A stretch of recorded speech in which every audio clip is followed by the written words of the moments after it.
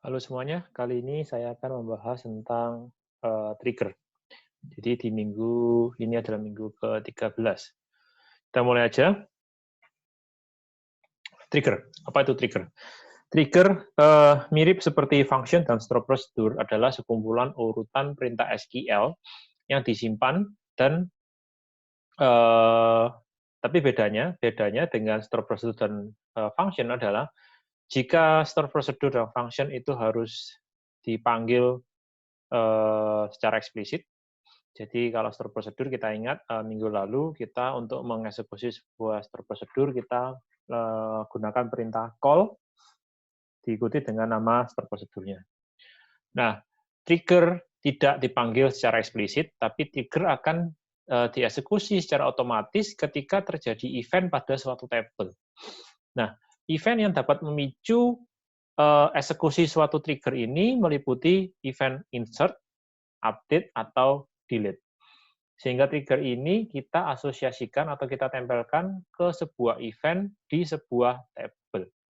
Ya. Nah, trigger dapat dieksekusi sebelum atau sesudah event terjadi. Jadi kalau kita bilang before trigger itu dieksekusi sebelum event, after trigger dieksekusi setelah event. Ya, kita akan bahas lebih detail tentang before dan after nanti. Terkait penamaan. Penamaan trigger sebaiknya diawali dengan TR, singkatan dari trigger, diikuti dengan kapan dieksekusi, before atau after, kemudian tabel terkait trigger tersebut. Misalnya kita ingin membuat trigger yang untuk dijalankan ketika kita menambahkan data baru di tabel product. Maka kita bilang TR before insert product. Artinya trigger yang akan dijalankan sebelum kita menambahkan data baru di tabel product. Sintaks untuk menambahkan trigger adalah seperti ini. Jadi pertama, seperti halnya ketika kita membuat sebuah function atau prosedur, kita ubah dulu delimiternya menjadi dolar atau dolar-dolar, terserah, sama aja ya. Kemudian kita bilang create trigger, diikuti nama triggernya, diikuti dengan waktu, before atau after, diikuti dengan eventnya apa, insert kah, update kah, atau delete. Ya, diikuti dengan on, table apa, misalnya table products, table customers, atau table lainnya. Nah, diikuti dengan for each row, karena trigger ini eksekusinya adalah untuk tiap perubahan pada sebuah baris data di sebuah table. Karena itu di sini dikatakan for each row, untuk tiap baris lakukan statement-statement berikut. Oke. Nah, jika kita ingin melihat ada trigger apa aja di suatu database, kita bisa jalankan perintah show triggers. Ya, ini akan menampilkan daftar trigger yang ada di dalam di sebuah database. Oke, lebih detail tentang before. Trigger yang bersifat before, nilai yang akan ditambahkan atau diubah dapat divalidasi. Ya, jadi karena trigger ini berjalan sebelum event tersebut dijalankan, maka kita masih bisa mengubah atau memanipulasi data yang akan dimasukkan. Ya. Sedangkan after, karena after ini dijalankan setelah eventnya, maka dia hanya bisa melihat data yang telah dimasukkan itu apa. Oke, jadi misalnya after insert, maka trigger ini akan dijalankan setelah data ditambahkan di tabel. Kalau kita buat trigger after update, maka trigger dijalankan setelah data diubah. After delete, trigger akan berjalan setelah data dihapus dari tabel. Sehingga kalau kita pakai trigger after, kita tidak bisa mengubah nilai yang akan dimasukkan atau nilai yang akan diupdatekan ke sebuah tabel. Nah, trigger itu ada di sebuah trigger, kita bisa mengakses data khusus yang disebut sebagai old dan new. Old dan new adalah dua data yang tersedia hanya di trigger. Old digunakan untuk mengakses data sebelum event dijalankan. new digunakan untuk mengakses data baru yang terdapat di dalam event. Nah, kalau trigger kita itu untuk event insert, maka kita bisa mengakses data new, ya kan? Jadi data yang ingin dimasukkan itu menjadi data di dalam data new ini tadi. Kalau kita ingin menghapus delete, otomatis kita tidak punya new data atau tidak punya data baru. Kita punya adalah data lama yang ada di tabel. Kalau kita ingin menggunakan trigger update, maka kita mempunyai akses ke dua-duanya, old dan new. Ya. Sebagai ilustrasi, contoh, misalnya saya punya tabel students. Tabel students ini ada 2 kolom, NRP dan nama. Misalnya kita ingin menambah sebuah data. Insert into students, NRP name values 604035 Tina. Ya, kita tahu ya perintah ini untuk menambahkan data. Nah, kalau kita eksekusi trigger ini, dan kita punya trigger yang menempel di tabel students untuk insert, maka kalau kita punya trigger insert on, maka di dalam trigger tersebut kita akan punya 2 variabel new NRP dan new name. New NRP akan bernilai 40603435. Variabel new name akan bernilai Tina. Jadi new itu sesuai dengan nilai baru yang ada di SQL yang memicu trigger tersebut. Jadi di sini SQL yang memicu trigger tersebut adalah SQL ini. Di sini nilai barunya adalah NRP-nya 603435, namanya adalah Tina. Nah, kalau untuk update trigger, misalnya update trigger kita ingin mengupdate students set nama sama dengan Tono Santoso. Kita ingin mengubah nama di tabel ini saat ini namanya Tono ya untuk NRP 603401. Karena ini update trigger, kita punya akses ke old dan new. Old itu sesuai dengan data di tabel sebelum perintah update ini dijalankan. Sebelum perintah update ini dijalankan, NRP-nya 603401, namanya Tono. Setelah dijalankan, new-nya akan menjadi Tono Santoso. NRP-nya bagaimana? Kita lihat di sini. Di perintah update ini kita tidak menspesifikasikan NRP baru, ya kan? Sehingga tidak ada NRP baru. Ya, yang ada adalah nama baru karena di perintah SQL yang memicu trigger ini yang kita set adalah nama baru sehingga kita punya akses ke new name Tono Santoso. Bagaimana kalau kita paksa, kita coba tetap menggunakan new.nrp? Apa yang terjadi? Maka new NRP akan mengikuti NRP yang lama, yaitu 6034021. Sekali lagi, karena SQL kita tidak menspesifikasikan NRP baru, sehingga NRP barunya akan sama seperti NRP yang lama. Oke, itu update trigger untuk variabel old dan new. Ketika kita menggunakan delete trigger, kita hanya punya akses ke old. Jadi kita misalnya delete students where NRP 60344021, kita tidak punya nilai baru, karena memang kita tidak ingin menambahkan atau mengubah data. Kita ingin menghapus data yang sudah ada. Otomatis kita punya akses ke data yang sudah ada. Ya, NRP-nya adalah 60344021 dan namanya adalah Tono. Contoh. Misalnya kita ingin membuat sebuah trigger untuk memastikan ketika ada produk baru, harga yang dimasukkan tidak negatif. Jika negatif, ubahlah menjadi 0. Oke, coba kita kerjakan sama-sama. Ya, saya copy dulu ke MySQL Workbench. Di sini soalnya.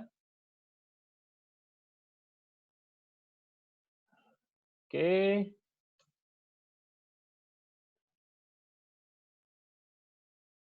Saya juga punya template untuk membuat trigger di sini ya.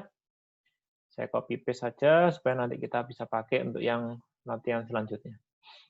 Oke, kita diminta untuk membuat trigger untuk memastikan ketika ada produk baru, harga yang dimasukkan tidak negatif. Jika negatif, maka ubahlah menjadi 0. Oke, pertama kita tentukan nama triggernya. Nama trigger diawali dengan TR. Nah, ini kira-kira triggernya kita perlu jalankan sebelum atau setelah event. Kita lihat, trigger ini perlu mengubah nilai harga, ya. Kalau harganya negatif harus kita ubah. Nah, kalau kita ingin mengubah nilai yang akan dimasukkan, otomatis kita harus memastikan trigger ini berjalan sebelum data baru masuk. Kalau data baru sudah masuk, sudah nggak bisa diubah. Otomatis trigger ini adalah trigger before. Ya, sekali lagi karena kita ingin mengubah nilai yang akan dimasukkan. Ya, jadi ini tipenya before. Kemudian berikutnya adalah event apa yang memicu trigger yang akan kita buat ini. Di sini dikatakan trigger untuk memastikan ketika ada produk baru. Berarti ketika ada penambahan produk baru. Berarti kita bilang insert. Ya. Namanya TR before insert. Insert di tabel apa? Insert di tabel produk. Karena di sini adalah ketika ada data produk baru. Maka namanya adalah products, insert product. Ya, jadi nama produknya adalah TR before insert product dan kita spesifikasikan before insert on products. Oke, on products. Udah, header-nya selesai. Setelah itu, di dalamnya kita bilang, for each row begin, apa statement yang ingin kita buat di sini. Oke, statement yang kita buat. Di sini dikatakan, kita harus memeriksa apakah nilai yang baru yang akan dimasukkan itu tidak negatif. Jika negatif, ubahlah menjadi 0. Maka kita bilang saja, if nilai yang baru, new, titik, unit price, kurang dari 0, maka kalau baru apa yang harus kita lakukan? Kita ubah new.unit price menjadi misalnya 0. Bukan misalnya ya, tapi 0. Oke, udah. Kita bilang and if.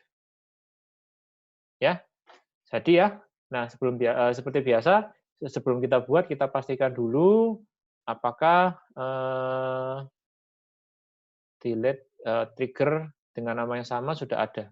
If exists before insert product. Delete trigger. Maaf, bukan delete, tapi drop. Drop trigger if exists TR before insert product. Jadi ini saya jalankan dulu. Oke. Ya. Sudah. Kemudian kita buat triggernya. Kita jalankan triggernya. Create trigger sukses ya.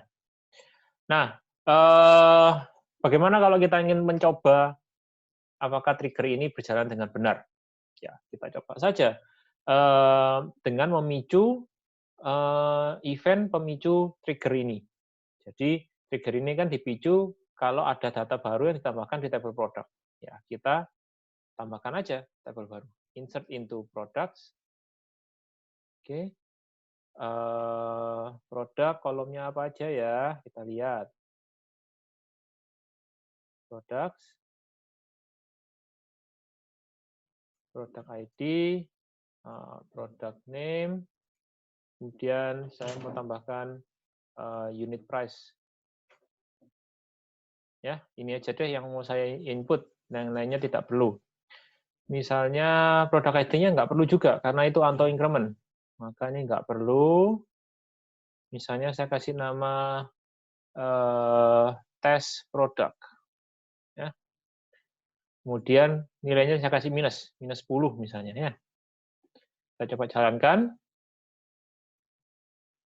Ya, berhasil ya. Nah, kita lihat.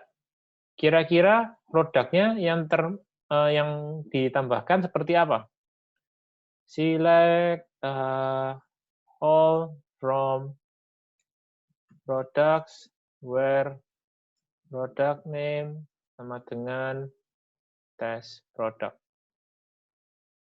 Oke, ini kita jalankan. Kita lihat. Saya punya dua, yang ini yang saya coba tadi. Ini yang dari uji coba tadi sebelumnya. Ini yang barusan kita tambahkan. Kita lihat unit price-nya 0.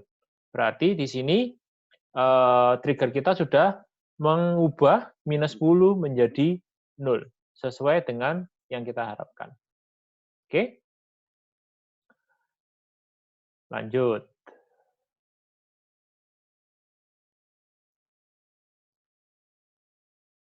Ya, ini jawabannya seperti yang kita buat tadi. Nah, contoh after. Bagaimana contoh trigger after? Di sini kita diminta untuk membuat trigger untuk mengurangi jumlah stok di table products setelah ada data penjualan baru yang ditambahkan. Ya, saya coba copy ini, kita akan coba buat sama-sama di MySQL.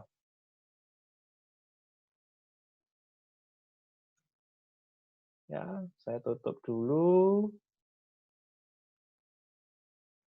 Oke, kita coba buat sekarang. Kita masih punya template-nya untuk buat trigger. Trigger name-nya apa? Kita mulai dengan trigger name dulu, TR. Before atau after?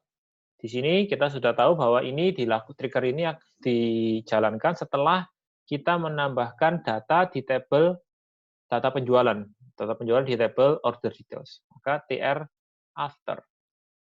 Ya. After apa? Ketika ada data penjualan baru, berarti ketika ada insert di tabel order details. Oke, berarti di sini kita katakan after insert on order details. Order details. Oke, header-nya selesai. Sekarang kita fokus ke kontennya, isinya. Apa yang harus kita lakukan setiap kali ada penjualan baru yang ditambahkan di table order details? Yang dilakukan adalah kita ingin mengurangi jumlah stok di table products. Mengurangi stok table products tentunya sebanyak jumlah yang terjual. Nah, bagaimana kita bisa mengurangi stok? Mengurangi artinya mengubah nilai. Mengubah nilai berarti kita gunakan perintah update. Update table products, apa yang diubah? Units in stock. Ya kan, kita ingin ubah unit in stock-nya sama dengan units in stock dikurangi dengan quantity terjual. Quantity terjual dapat dari mana? Quantity terjual adalah variabel new yang barusan ditambahkan toh quantity. Ya kan? Kita lihat ketika ada order details ada data baru yang ditambahkan di order details, quantity terjual disimpan di kolom quantity. Otomatis itu adalah sesuai dengan variabel tersebut dapat kita akses dengan menggunakan new.quantity. Selesai? Belum. Kita hanya mengubah produk yang terjual. Jadi bukan semua produk ya, hanya produk yang terjual aja. Ya kan? Kalau kita jalankan seperti ini, dia akan mengubah semua produk. Tidak kita inginkan. Yang kita inginkan hanya mengubah produk yang terjual. Berarti kita katakan hanya update yang produk ID-nya sama dengan produk yang terjual. Bagaimana kita mengakses produk ID yang terjual? Produk ID terjual ada di variabel new. Bukan quantity, maaf. New.product ID. Ya, sudah. Ini adalah triggernya. Kalau kita jalankan, kita jalankan. Jangan lupa trigger if exists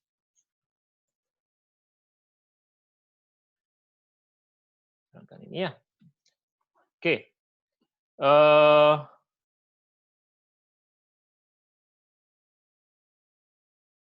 Oke. Saya sudah buat, itu sudah dijalankan. Nah, ini seperti yang kita bahas tadi, triggernya. Bagaimana kalau kita mau coba? Kalau kita mau coba, pastikan kita periksa dulu stok sebelum ditambahkan.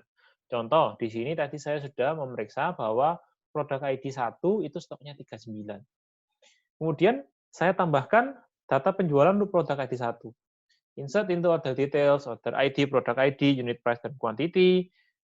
Saya tambahkan di sini penjualan untuk produk ID 1. Oke, harganya 20, ini terserah sebenarnya. Kemudian saya jual sebanyak 7 unit. Ya kan? Setelah ini saya eksekusi, saya lihat di produk saya, otomatis unit in stock-nya berkurang menjadi 32. Ya, itu adalah menunjukkan bahwa trigger kita sudah berjalan dengan benar. Oke, demikian penjelasan saya untuk trigger yang kali ini. Nanti untuk pertemuan selanjutnya kita akan bahas beberapa fungsi tambahan di trigger. Untuk saat ini kalian bisa coba latihan 1, 2, dan 3. Seperti biasa, nanti pembahasan akan saya launching di YouTube. Linknya dan script SQL jawabannya bisa dilihat di ULS. Semoga membantu.